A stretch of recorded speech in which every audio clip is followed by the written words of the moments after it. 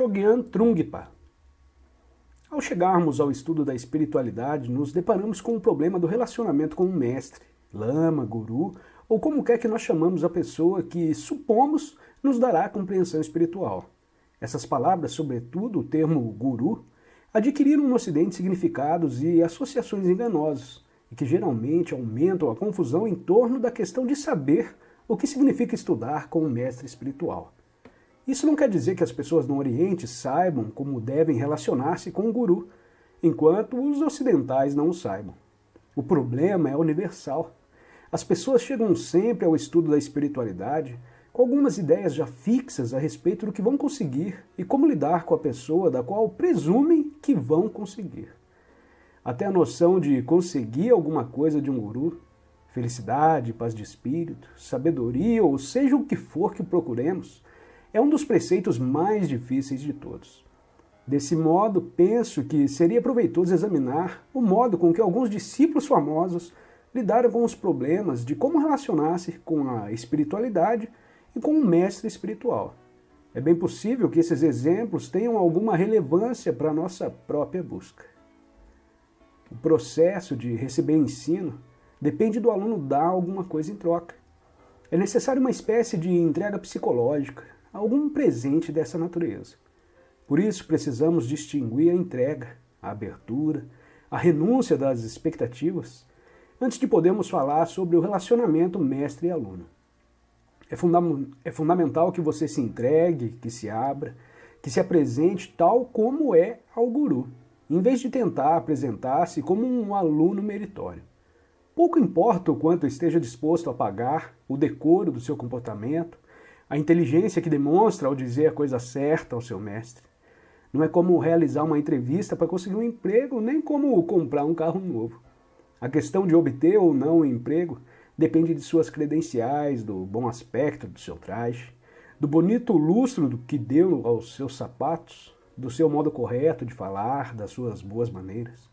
Se você estiver comprando um carro, tudo dependerá da quantia de dinheiro que tenha e do seu crédito na praça.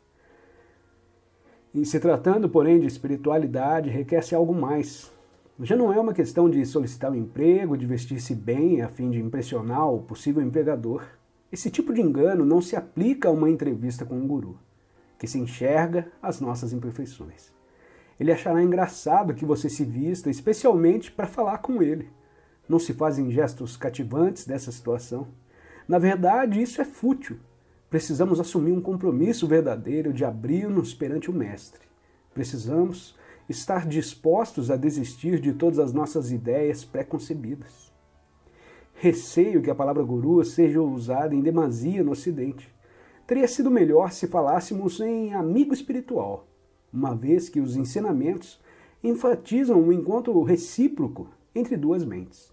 É mais uma questão de comunicação mútua do que uma relação de amo e criado, entre um ser altamente desenvolvido e um ser miserável e confuso.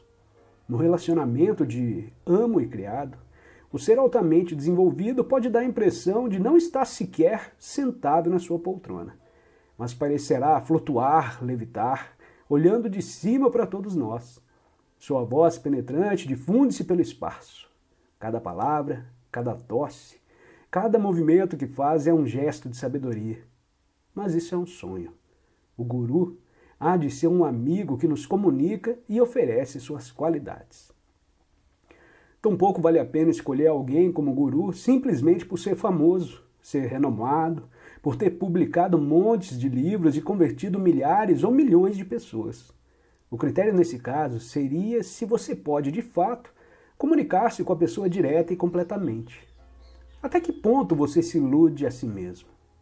Se você abrir-se realmente com o seu amigo espiritual, vocês com certeza trabalharão juntos. Você é capaz de falar com ele pleno e devidamente? Ele sabe alguma coisa a seu respeito? E a propósito, ele sabe alguma coisa a respeito de si próprio? O guru é, de fato, capaz de enxergar através das suas máscaras, de comunicar-se com você adequada e diretamente?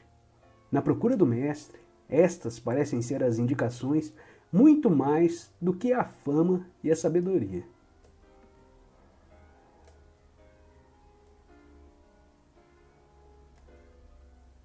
Se você for fazer amizade com um mestre espiritual, terá de agir com simplicidade e abertamente, de modo que a comunicação se estabeleça entre iguais, em um lugar de tentar conquistar-lhe a simpatia. Para poder ser aceito pelo guru como amigo, você terá de abrir-se completamente com ele. E para poder abrir-se, terá provavelmente de sujeitar-se a provas que lhe serão dadas pelo seu amigo espiritual e pelas situações da vida em geral. E todas elas assumirão a forma de desapontamento. Em alguma fase do processo, você duvidará de que o amigo espiritual tenha qualquer sentimento, qualquer emoção em relação a você. E isso é lidar com a própria hipocrisia. A hipocrisia, o fingimento e a deformação básica do ego é extremamente dura. Tem uma pele muito grossa. Tendemos a usar armaduras uma em cima da outra. E essa hipocrisia é tão densa e multinivelada que assim que retiramos uma camada da armadura, encontramos outra debaixo dela. Esperamos que não sejamos obrigados a despir-nos completamente. Esperamos que o simples despojar de algumas camadas nos faça apresentáveis. Em seguida, aparecemos envergando a nova couraça com um rosto insinuante. Mas o nosso amigo espiritual não usa nenhum tipo de armadura. É uma pessoa nua. Em comparação com a sua nudez, estamos vestidos de cimento. A nossa armadura é tão grossa que o nosso amigo não consegue sentir a textura de nossa pele, de nossos corpos. Não pode sequer ver direito o nosso rosto. Shogyan Trungpa. Já houve quem dissesse que a primeira fase do encontro com o amigo espiritual é como a ida a um supermercado. Você está emocionado e sonha com todas as coisas diferentes que irá comprar, a riqueza do amigo espiritual e as coloridas qualidades da sua personalidade. A segunda fase do relacionamento é como o comparecimento a um tribunal, como se você fosse um criminoso, incapaz de satisfazer as exigências do seu amigo. Você começa a sentir-se constrangido, porque não ignora que ele sabe tanto quanto você a respeito de você mesmo, o que é sumamente embaraçoso. A terceira fase, quando você vai ver o amigo espiritual, é como estar vendo uma vaca que pasta feliz num campo. Você apenas lhe admira o sossego e a paisagem e continua andando. Finalmente, a quarta fase é como passar por uma pedra na estrada. Você nem sequer percebe, passa por ela e segue em frente. No princípio, ocorre uma espécie de namoro com o guru, um caso de amor. Até que ponto você é capaz de obter as boas graças dessa pessoa? Há uma tendência para querer estar mais perto do amigo espiritual, porque deseja realmente aprender, sente grande admiração por ele, ao mesmo tempo, porém, ele o assusta, o perturba. Ou a situação não corresponde às suas expectativas, ou há um sentimento embaraçoso que o leva a pensar: talvez eu não seja capaz de abrir-me total e completamente. Surge então um relacionamento de amor e ódio, com um processo de entrega e fuga. Em outras palavras, começamos a jogar um jogo, o jogo de que queremos nos abrir, de querermos nos envolver num caso de amor com o guru e logo fugir. Se chegarmos demasiado perto do amigo espiritual, começaremos a nos sentir subjugados por ele. Como diz o provérbio tibetano, o guru é como fogo. Se você se aproximar demais, se queimará. Mas se permanecer demasiado longe, não receberá calor suficiente. Esse gênero de namoro acontece da parte do aluno que tende a chegar perto demais do mestre, mas ao fazê-lo, queima-se. Então deseja fugir de uma vez por todas. Por fim, o relacionamento começa a tornar-se muito efetivo e sólido. Você começa a compreender que o desejo de estar perto e o desejo de estar longe do guru é simplesmente um jogo seu. Não relação alguma com a situação real, pois é apenas uma alucinação sua. O guru ou amigo espiritual está sempre lá, sempre como um fogo de vida. Você pode entreter-se com ele ou não, como bem entender. A seguir, o relacionamento com seu amigo espiritual começa a ficar muito criativo. Você aceita as situações de ser engolfado ou ser excluído por ele. Se ele decidir representar o palio de água gelada, você o aceita. Se ele decidir representar o papel do fogo, você o aceita.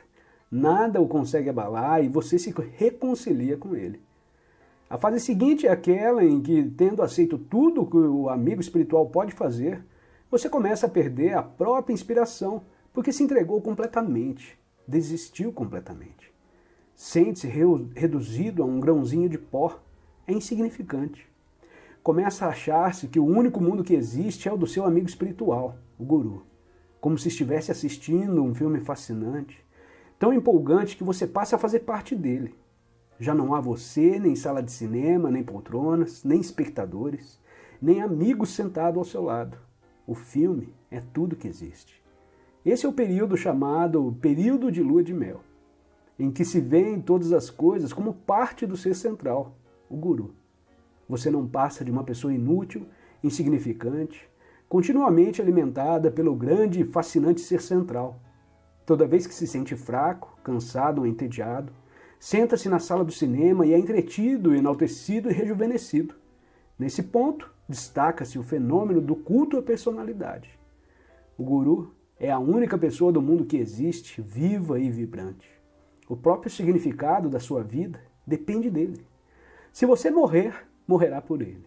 Se viver, viverá por ele e é insignificante.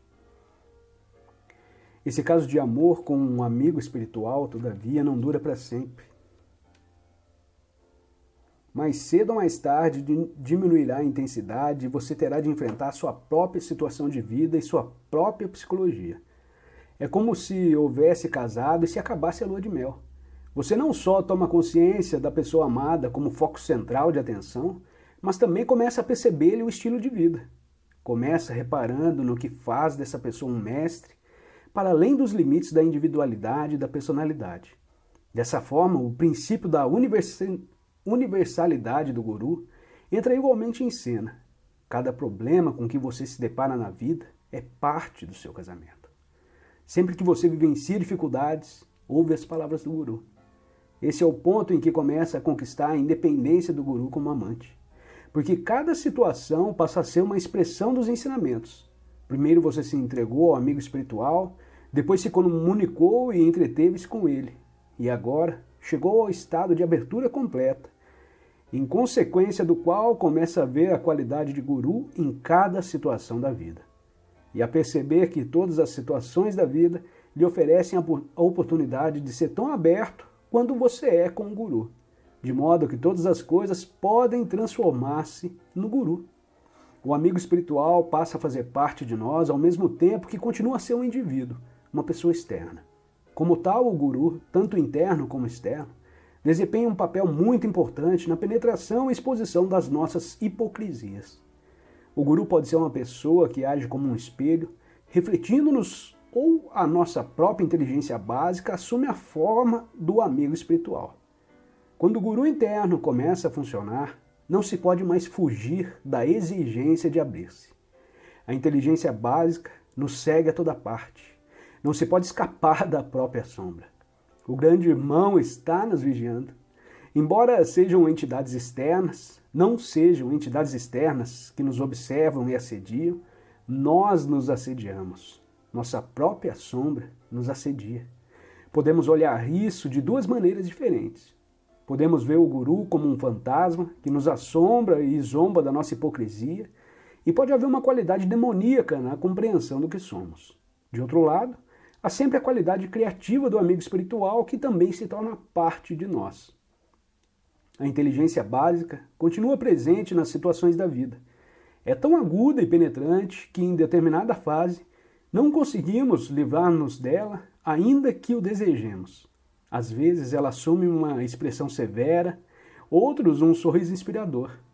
Segundo a tradição tântrica, não vemos o rosto do guru, apenas a sua expressão durante o tempo todo. Sorrindo, sardônico ou fechando a cara, colérico. Sua expressão faz parte de cada situação de vida. A inteligência básica, a natureza de Buda, está sempre presente em toda experiência que a vida nos traz. Não há como escapar-lhe. Disse também nos ensinamentos: é melhor não começar, mas se você começar, é melhor terminar. Por isso, é melhor que você só ponha os pés no caminho espiritual se precisar fazê-lo. Mas depois que tiver posto os pés no caminho, depois que o tiver realmente feito, não pode voltar atrás. Não há jeito de escapar. Shogyan trumpa além do materialismo espiritual.